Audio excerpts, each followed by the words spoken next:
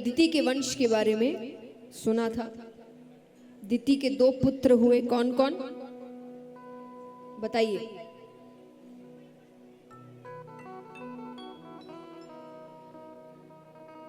बताओ। हाँ,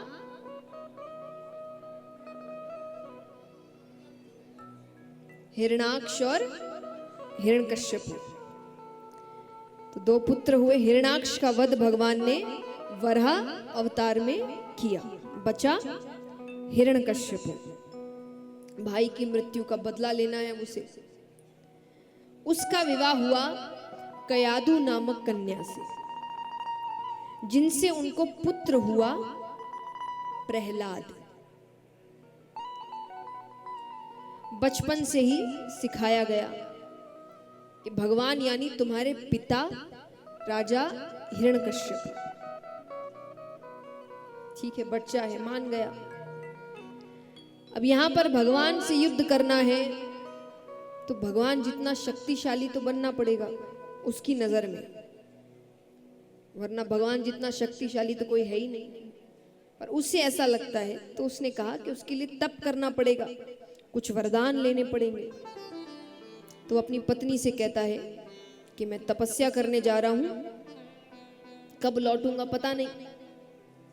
ठीक है, जाता है, कुछ दूर जाके पेड़ के नीचे बैठता है, तब शुरू कर रहा है ब्रह्मा जी को प्रसन्न करने की कोशिश। उसी पेड़ पर एक सूवा बैठा था, सूवा यानी तोता। उसने कहा नारायण नारायण नारायण। हिरण्यकश्यपु ने कहा आज दिन ही खराब है। तब शुरू किया नहीं कि शत्रु का नाम हो गया, तो वापस घर लौट आया कि आज नहीं शुरू करेंगे। अब शगुन हो गया उसकी नजर में। घर आ गया तो पत्नी ने कहा कि आप तो तप करने गए थे, इतनी जल्दी लौट आए। उसने कहा अरे मैं गया, पर वो पेड़ के नीचे बैठा था तो पेड़ पर एक सूवा बैठा था, उसने कहा नारायण नारायण नारायण। पत्नी यहां पर सोचे कि ऐसे तो भगवान का नाम ये कभी लेता नहीं, हमेशा शत्रु है शत्रु है, विष्णु शत्रु है। मुश्किल से इसने 3 बार नाम ले लिया।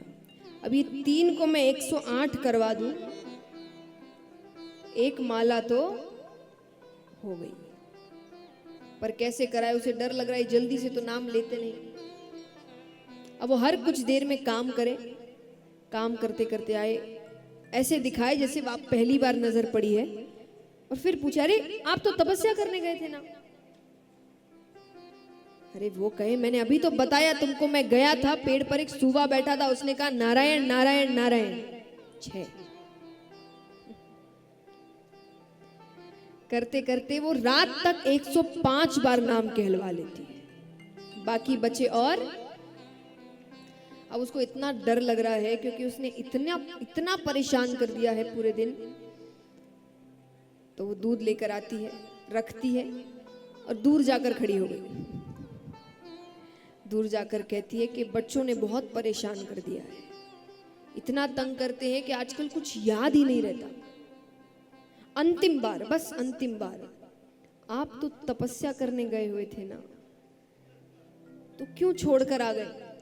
अब वो झुंझला उठा, जोर से चिल्लाता अरे मैंने कहा ना, मैं गया, पेड़ पर एक सूबा बैठा था, उसने कहा नारायण नारायण नारायण।